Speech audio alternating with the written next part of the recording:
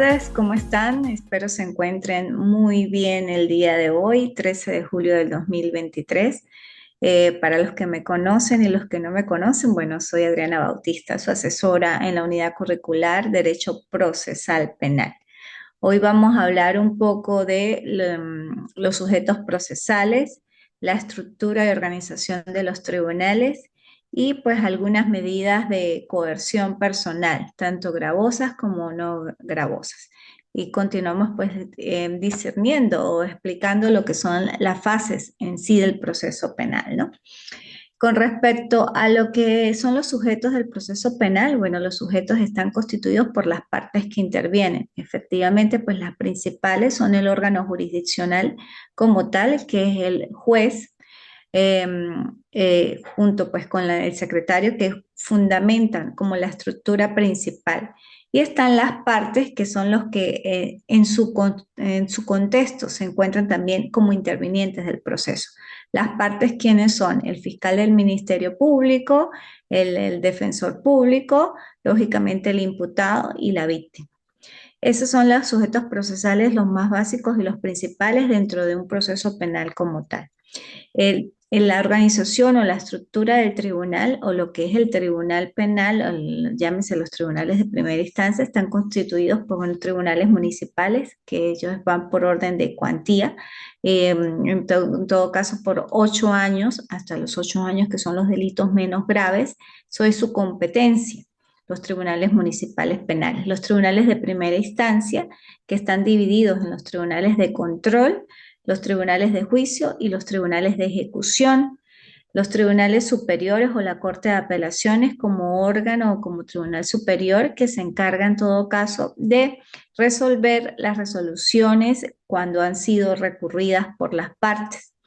Y pues está la sala de casación penal como también revisor en el caso de que recurran de decisiones de la Corte de Apelaciones y bueno, la sala constitucional como máximo intérprete de la Constitución, ¿no? Esa es la estructura de los tribunales penales hoy en día y en Táchira pues se divide así: control, juicio y bueno, a nivel nacional, control, juicio y ejecución como tribunales de primera instancia, el tribunal pues municipal, como ya indiqué, que es por 8 años en su límite máximo, que conoce de las decisiones o conoce de asuntos de aquellos delitos que no excedan de 8 años, y pues los demás tribunales acentuados y constituidos dentro de en San Cristóbal, Estado de Táchira, en el edificio nacional. Em, Esa es la estructura empírica, se podría decir, o sea, lo que hoy en día se tiene en San Cristóbal. Con respecto a la jurisdicción, es muy importante que, bueno, tengan ustedes a mano lo que es el Código Orgánico Procesal Penal, reformado últimamente en el 2021, en septiembre. Hablamos de que la jurisdicción está pues establecida en el artículo 55 del Código Orgánico Procesal Penal y me permito leer. Dice, la jurisdicción penal es ordinaria o especial en los términos establecidos en la Constitución de la República Bolivariana y en las leyes. ¿Por qué es ordinaria y por qué es especial? Porque la jurisdicción ordinaria pues prácticamente abarca el conglomerado de aquellos delitos, pues, se pudiera decir, comunes y realizados pues por personas que no tienen una cualidad específica, por decirlo. La jurisdicción especializada, las que más en todo caso pues son las usuales, ¿no? Está la ley orgánica contra el derecho o sea, de las mujeres de vivir una vida libre de violencia, la ley orgánica para la protección de los niños, niñas y adolescentes, e inclusive la jurisdicción militar. Eso se pudiera decir jurisdicciones especiales. ¿Por qué? Porque en la violencia de género tenemos un circuito. Y pues lógicamente ese circuito o mini circuito como tal, que es una área dentro del circuito como tal penal, pues solamente resuelve aquellos aspectos que van o son señalados o imputados por la ley del derecho, ley orgánica del derecho de las mujeres a una vida libre de violencia. está pues sus instituciones procesales propias, su forma de proceder, explica pues más o menos el procedimiento. Sin embargo, lógicamente que se hace uso o se vale del Código Orgánico Procesal Penal como norma adjetiva penal. Y tenemos pues la jurisdicción también especializada del sistema de responsabilidad penal de adolescentes, que es del área penal, pero pues su ámbito de aplicación es en cuanto a aquellos adolescentes infractores o que se encuentran en conflicto con la ley penal. Su jurisdicción es especializada porque pues no se rige por las pautas que se encuentran en la Ley Orgánica para la Protección del Niño, Niña y Adolescente del artículo 526 en adelante, que es el sistema propiamente de responsabilidad penal de adolescentes. Y pues igualmente acude por normas de remisión a algunas directrices del Código Orgánico Procesal Penal.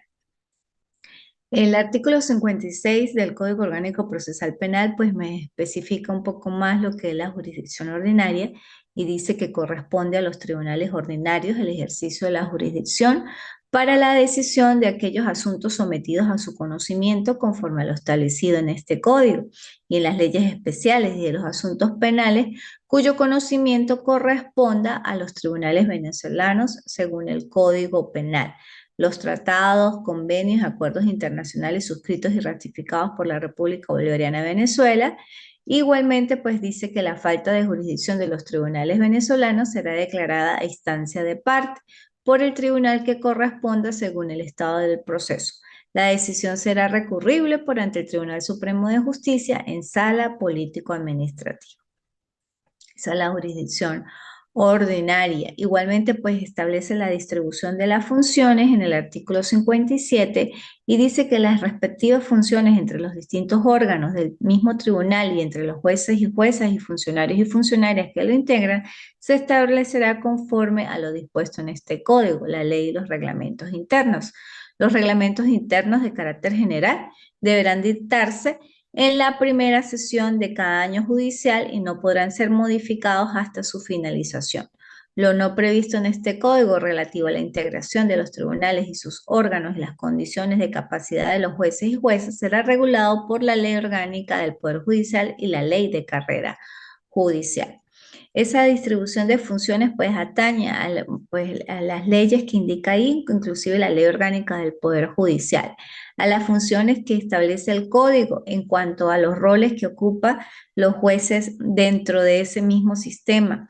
En todo caso, los jueces de control tienen una competencia, los jueces de juicio otra competencia y los jueces de ejecución sus propias funciones, cada uno siendo un tribunal de primera instancia, pero con funciones que solamente le pertenecen a ese tribunal. Por decir, un juez de control o jueza de control no puede resolver cuestiones de un tribunal de juicio o un tribunal de ejecución, porque primero está nombrado y designado para control, resuelve cosas de control y pues lógicamente, o sea, sería inmiscuirse en asuntos que no son de su competencia, por eso está designado para control o para juicio o para ejecución.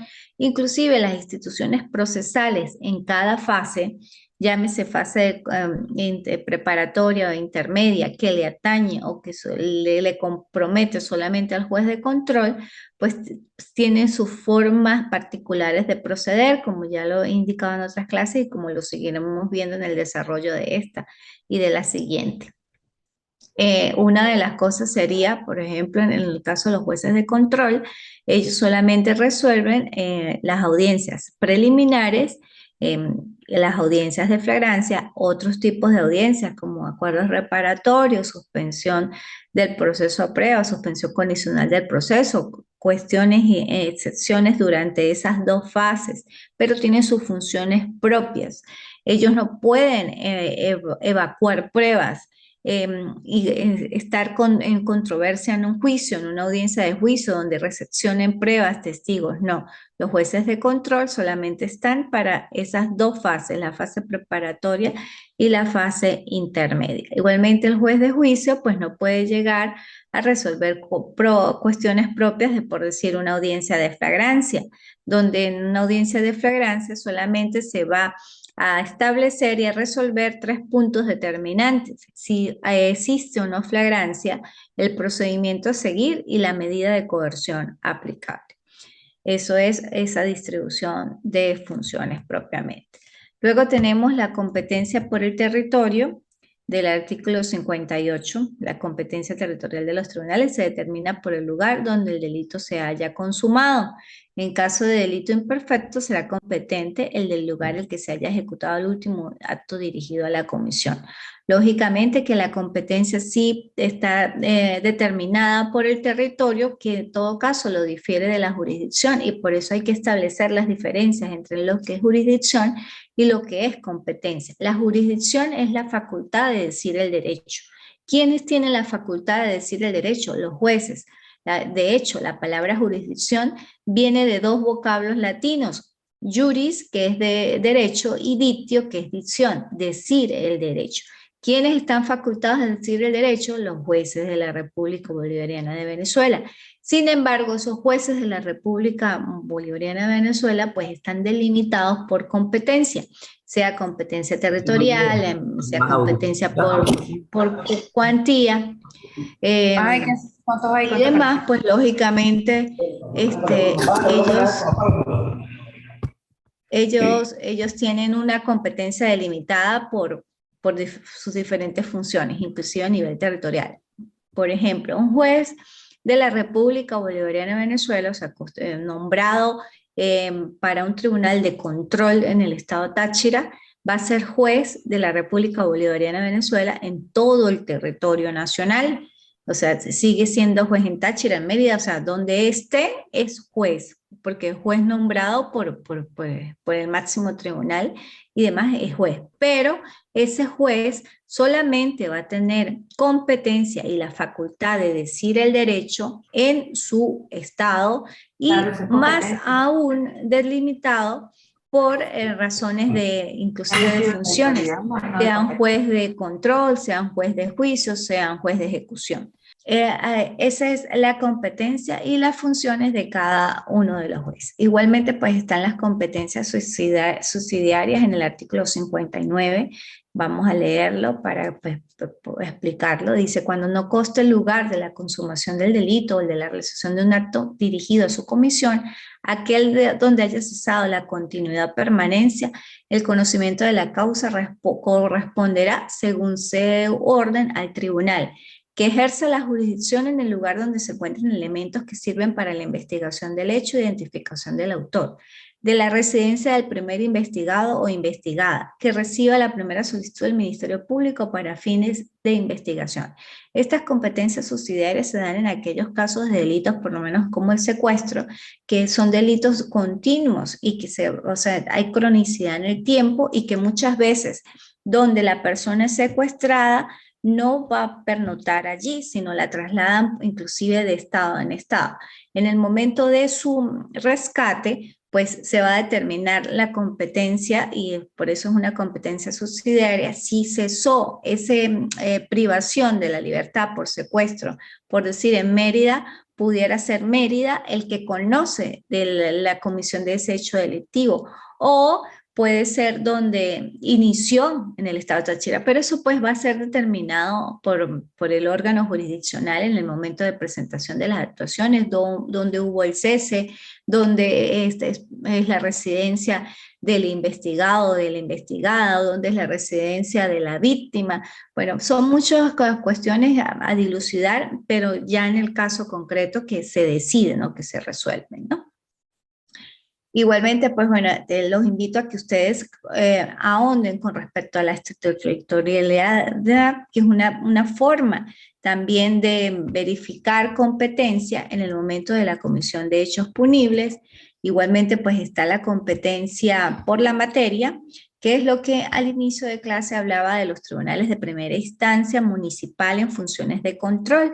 Estos tribunales de primera instancia pues son de aquellos delitos que no excedan de 8 años, y me permito leer, dice: Es de la competencia de los tribunales de primera instancia municipal en funciones de control el conocimiento de los delitos de acción pública cuyas penas en su límite máximo no excedan de 8 años de privación de libertad. Quedan excluidas de la aplicación de esta norma las causas que se refieren a la investigación de los delitos de homicidio intencional, violación, delitos que atenten contra la libertad, integridad e indemnidad sexual de los niños, niñas, adolescentes, secuestro, corrupción, delitos contra el patrimonio público, la administración pública, tráfico de drogas en mayor cuantía, legitimación de capitales contra el sistema financiero y delitos conexos, delitos con multiplicidad de víctimas, delincuencia organizada, violaciones a los derechos humanos, lesa humanidad, delitos contra la independencia y seguridad de la nación y crímenes de guerra. Efectivamente, bueno, estos delitos, lo que es violación, tráfico de droga en mayor cuantía, por ser delitos que exceden de 8 años, por competencia, por la materia, no le va a corresponder a los tribunales de primera instancia municipal, sino a los tribunales de primera instancia que se encuentran pues ubicados en San Cristóbal, en el edificio nacional, porque estos de tribunales de primera instancia municipal solo conocen hasta delitos que no sean de 8 años, por decir, un porte de arma, un robo arrebatón, un robo propio, lesiones, lesiones leves, lesiones graves también, delitos menores, se pudiera decir, ¿ok?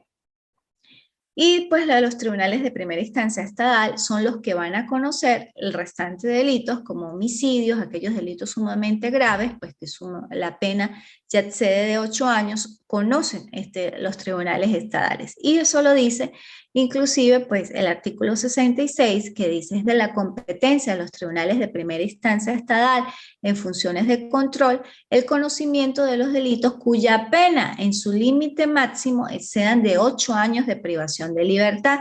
Igualmente es competente para el conocimiento de los delitos exceptuados en el único aparte del artículo anterior, indistintamente de la pena asignada. Esos son igualmente pues las competencias de los tribunales penales. Luego pues me indica las competencias que pudieran tener pues los tribunales de juicio y los tribunales de ejecución.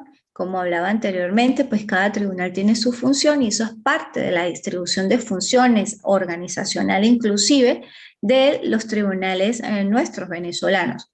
Los tribunales de primera instancia en funciones de juicio son competentes para efectivamente la fase de juicio en las causas provenientes de los tribunales de primera instancia municipal en funciones de control.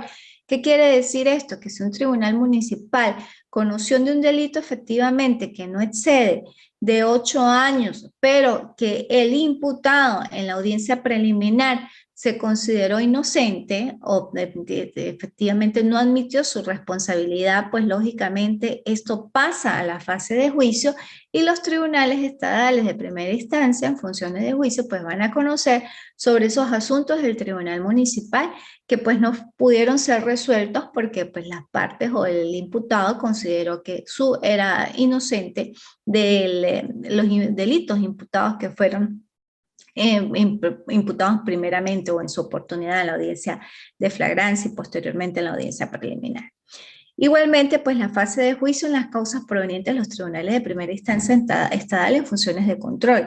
Recuerden que también pues tenemos tribunales de primera instancia estatal que ellos conocen también de todo y que lógicamente pues pudiera verificarse o abrirse la fase de juicio porque en la fase de control, en la fase intermedia propiamente, no los imputados o el imputado no admitió hechos y lógicamente se abre la fase de juicio. O inclusive dentro de la fase preparatoria de investigación se consideró que el procedimiento más viable era el abreviado y al considerarse el procedimiento más viable el abreviado, pues suprime la fase intermedia y se pasa a la fase de juicio.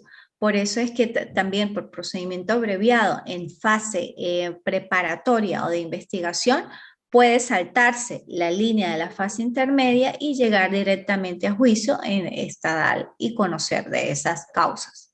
Igualmente, pues como lo indica allí el mismo artículo, las causas por delito respecto de los cuales puede proponerse la aplicación del procedimiento privado, que lo acabo de explicar, la acción de amparo cuando la naturaleza del derecho de la garantía constitucional violado, amenazado de violación sea afín con su competencia natural, salvo que el derecho a la garantía se refiere a la libertad y seguridad personal.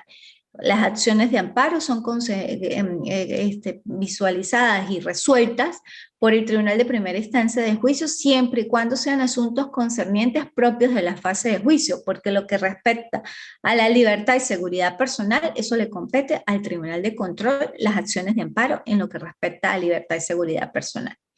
Igualmente, pues están los tribunales de primera instancia en función de ejecución, que corresponde a los tribunales de ejecución ejecutar o hacer ejecutar las penas y medidas de seguridad, así como garantizar los derechos de los privados de libertad en los establecimientos penitenciarios, asignándose por lo menos un juez o una jueza a cada centro penitenciario para cumplir tales fines conforme a lo dispuesto en este código y en la ley. Efectivamente, el Tribunal de Ejecución, una vez recepcione lo que resolvió el Tribunal de Control, porque si en el Tribunal de Control el imputado o imputada admitió hechos, ahí vamos a suprimir entonces la fase de juicio y no vamos a la fase de ejecución, porque si ya admitió hechos, ya hubo una declaratoria de responsabilidad, una sentencia condenatoria, no hay por qué abrir una fase de juicio, saltamos a la fase de ejecución, donde el juez de ejecución ejecutará lo que el Tribunal de Control determinó en su sentencia condenatoria por admisión de hechos. Por eso ejecuta o hace ejecutar las decisiones y demás de los otros tribunales. Igualmente ejecuta pues la resolución del tribunal de juicio. Si en el tribunal de juicio puede ser que también el imputado haya admitido hechos o en el proceso de recepción de pruebas, porque efectivamente se abrió el juicio oral y público, se verificó luego de haber adminiculado todas las pruebas y recepcionadas las mismas que el imputado era culpable, pues lógicamente va a existir una sentencia condenatoria y al existir una sentencia condenatoria y ya habiendo las partes pues tenido el plazo para recurrir y no lo hicieron, se debe pasar al Tribunal de Ejecución y el Tribunal de Ejecución va a ejecutar lo dispuesto en la decisión del Tribunal de Juicio. También pues una de las funciones de los jueces de ejecución es ir a los establecimientos penitenciarios, hacerles entrevista a los detenidos allí ya condenados, ver cómo está su caso, revisarlo, ver qué beneficio le procede y demás. Eso en cuanto a jurisdicción ordinaria.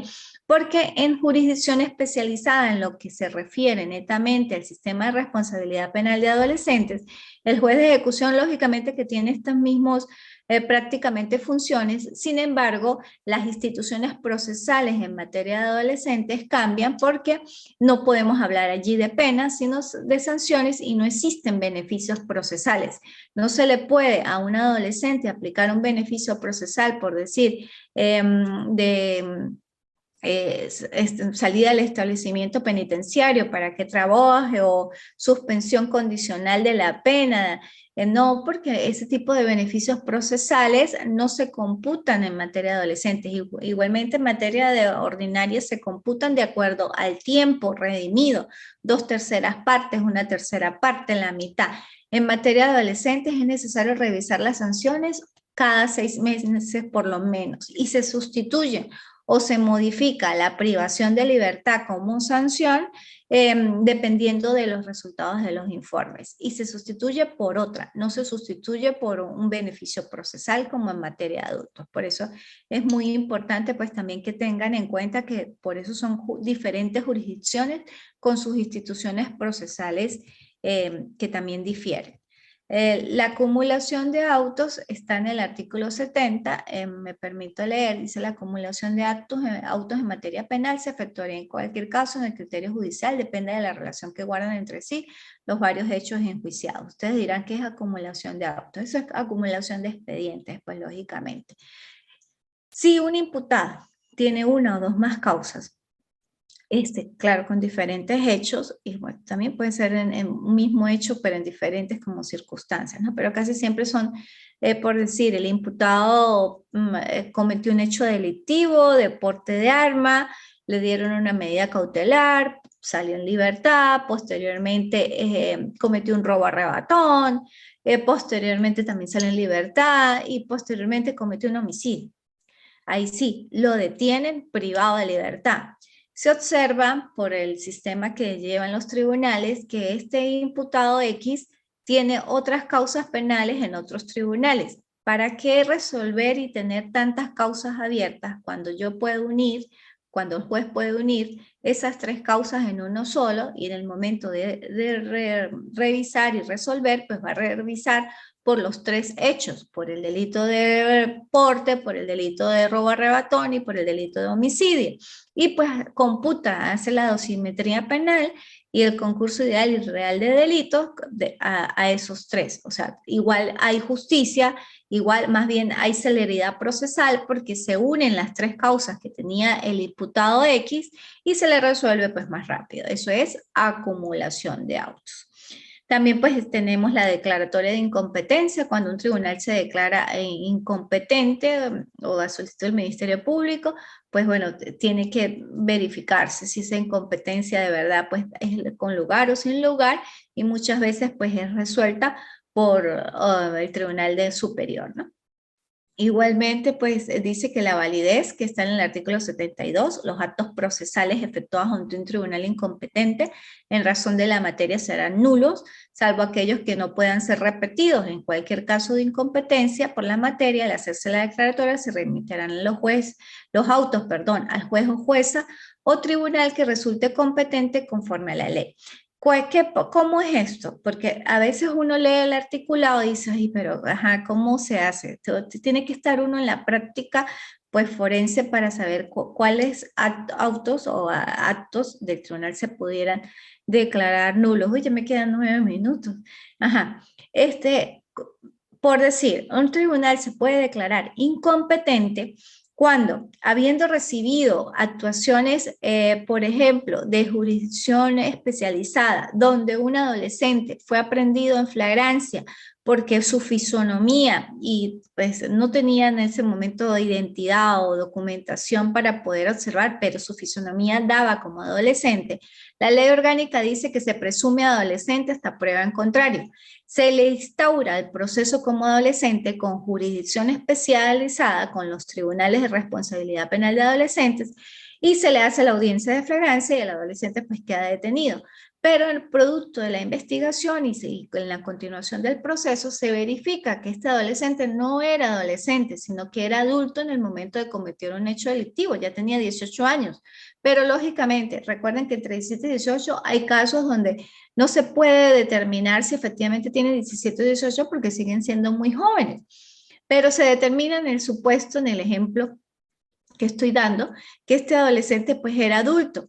¿Qué hace, juez? Y se dan cuenta, inclusive ya habiendo sido imputado, ya existe una acusación en materia de adolescente, pues el juez de control debe declarar la nulidad de las actuaciones emitidas por él, solo de las actuaciones emitidas por el órgano jurisdiccional, y le da plena validez a los actos que fueron de la aprehensión, llámese actas policiales, entrevistas, evalúos, cualquier tipo de peritaje que se haya hecho y sobre todo la declaración y sobre todo el acta policial. Eso se le da plena validez porque eso no es nulo. Esa fue la forma como fue aprendido el adolescente, pero es nulo lo actuado por el tribunal porque no era competente para resolverlo, no era su juez natural. Sí, efectivamente, ya me quedan 7 minutos. Entonces, gracias. Por no ser competente por su juez natural, se declara la nulidad de lo actuado por el órgano jurisdiccional, se mantiene la plena validez de los actos. Bueno, voy a dar la frase de la actividad 3 y de la actividad 4. Dice de la actividad 3, donde reina el amor, sobran las leyes. Donde reina el amor, sobran las leyes. Esto lo dijo Platón. Donde reina el amor, sobran las leyes. Lo dijo Platón. Y de la actividad 4, el objetivo de la educación es la virtud. El objetivo de la educación es la virtud. Y la meta de convertirse en un buen ciudadano. Y la meta de convertirse en un buen ciudadano. Voy a leerlo completo. El objetivo de la educación es la virtud y la meta de convertirse en un buen ciudadano. Esto también lo dijo Platón. Ok, ya teniendo las dos frases, vamos a dar un poquito más porque me quedan 5 minutos para terminar. Ajá. Bueno, ya hablamos de la validez, la acumulación de autos, la declaratoria de incompetencia. Los invito a que ustedes ahonden en la competencia por conexión, que son los delitos conexos, cuando se habría competencia por conexión, los modos de dirimir la competencia, el conflicto de no conocer, que se recurre a un tribunal superior para que resuelva el asunto, los plazos para decidir, las facultades de las partes. Luego en el capítulo sexto tenemos lo que es la recusación y la inhibición. El tribunal se declara incompetente en cualquier momento del proceso. Sí, lógicamente se puede declarar incompetente en cualquier momento del proceso. Si para el tribunal es incompetente, pues sería lo más viable, ¿no? Y lo mejor declararse incompetente, y que otro tribunal, pues, que él considera competente, conozca. Lógicamente que esas resoluciones tienen que ser fundamentadas. Un tribunal no puede decir me declaro incompetente y ya. No, tiene que motivar su decisión por qué se declara incompetente para que el tribunal que él reciba sobre su incompetencia pues verifique. No, lo avanzado sigue manteniéndose. O sea, eso no, si es un tribunal de primera instancia de la misma categoría, por decir, de la misma jurisdicción. O sea, la incompetencia se declara, se puede declarar, si es un tribunal, se mantiene todo lo actuado porque es un tribunal de la misma categoría, a menos que existan actuaciones que pudieran declararse nulas, pero por vicios, ¿no? Pero en el caso que yo explicaba, lo actuado queda nulo cuando son dos jurisdicciones diferentes, por decir, cuando son mayores y menores, ahí sí, cuando delitos mayores y menores en el mismo momento son detenidos. Ahí sí es nulo todo, nulo, y el tiempo que pasó, lamentándolo mucho, se computa, pero en el momento de la ejecución de la sanción, de la privación, o si es de condenado por adultos, se computa el tiempo que estuvo detenido, sí, eso sí, pero lógicamente va a ser un tiempo más largo, porque no dijo la verdad, o porque, y eso ha pasado en materia de adolescentes. Llega un adolescente que dice ser adolescente porque sabe que las sanciones allá son pues mínimas, hasta 10 años, no hay dosimetría penal, sí, pero en el transcurso del proceso se demuestra que era adulto en el momento que cometió el hecho delictivo y el adolescente pudo estar detenido. Bueno, ahí no pasa más de un año sin que se resuelva, porque los procesos en adolescentes, por ser pues menos afluencia, pues son rápidos, son más rápidos. El adolescente pues se determinó que era adulto, se declara la nulidad de todo lo actuado por el Tribunal de Responsabilidad Penal porque es incompetente, no es su juez natural. Se pasan las actuaciones al Tribunal de Primera Instancia de Control, Jurisdicción Ordinaria, y el Tribunal de Jurisdicción Ordinaria tiene que hacer una audiencia de presentación, como empezarte ya desde cero, una audiencia de presentación, y ahí es a resolver sobre la medida de coerción personal y sobre el procedimiento aplicable, que va a ser siempre el ordinario. No va a resolver sobre flagrancia porque flagrancia no hubo, porque ya pasó demasiado tiempo desde la detención, pero casi siempre pues va a quedar detenido, porque si el adolescente estuvo detenido en responsabilidad penal, quiere decir que cometió un hecho delictivo de los graves del catálogo del 628, llámese homicidio, tráfico de drogas en mayor cuantía, secuestro, violación, de ese tipo de delitos, porque si está libre, pues lógicamente fue uno de los delitos leves. Y casi siempre los adolescentes que están libres son adolescentes. O sea, de 1.000.000 uno que llega y dice mentiras, pero entonces no hay mayor cosa porque su proceso ha estado libre, se pasan las actuaciones. Lo complicado en todo caso es cuando está detenido. Cuando está detenido, pero ya no es una causa imputable a ningún tribunal, es una causa casi siempre imputable al adolescente o a la persona que dijo ser adolescente cuando en realidad era adulto. Entonces, lógicamente, pues existen los medios para saber. A veces llegan los representantes y dicen, no, es que mi hijo no es adolescente, mi hijo es adulto. O los mismos defensores, o después él se da cuenta o sea, que tiene que decir la verdad de una u otra manera, o el juez, haciendo uso de sus facultades también empíricas y de experimentación, se da cuenta. Yo cuando era juez tuve un caso donde efectivamente un adolescente cometió, debería tener una pena adicional. No, pues en materia de adolescentes debería, pero no se hace porque, claro, eso pudiera encuadrar dentro del falso testimonio, ¿no? Si nos vamos a lo macro, falso testimonio porque está mintiendo ante una autoridad judicial.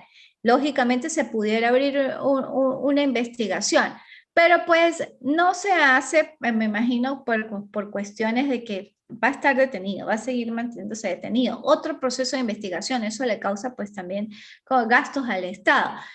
Falso testimonio, pues no es una pena y no es un delito, perdón, que tenga una pena muy alta. Entonces, pues no se hace. Una vez, cuando yo estuve de juez, sí lo hice falso testimonio, sí lo detuve porque él era adolescente y lógicamente tuvo una causa en el Tribunal de Control, luego salió en libertad y volvió a incurrir en otra causa, pero se cambió su identidad siendo adolescente, o sea, cambió inclusive su fisonomía. Antes él tenía el cabello liso, se lo puso churco, se identificó inclusive con otro nombre, pero seguía siendo adolescente. Ahí hay falso testimonio, inclusive alteración de documentos y pues sí, pudiera existir reincidencia. Pero pues los procesos difieren totalmente en materia de adolescentes y en materia de adultos. Pudiera ser lógicamente un agravante para no darle una medida cautelar en la parte de adultos. Sí debería lógicamente abrirse una investigación por falso testimonio. Pero a veces no se hace, o sea, a veces no se hace. También los casos son muy pocos, ¿no? Es el deber ser, sí se pudiera hacer perfectamente porque hay la comisión de otro hecho delictivo ante un funcionario judicial y pues es necesario también que se tomen precedentes, ¿no? Que existan ese tipo de actividades para que el imputado o imputada pues evite decir mentiras ante el órgano jurisdiccional. Bueno, nos vemos en próxima oportunidad. Voy a entrar a otra clase, por eso pues también ya tenemos que finalizar. Me encantó que estuvieran hoy conectados, de verdad, qué alegría, porque eso para mí me llena de que podamos socializar, de que me pregunten, de que la clase sea interactiva y que no solamente yo esté hablando con el computador. Y pues así socializamos mejor.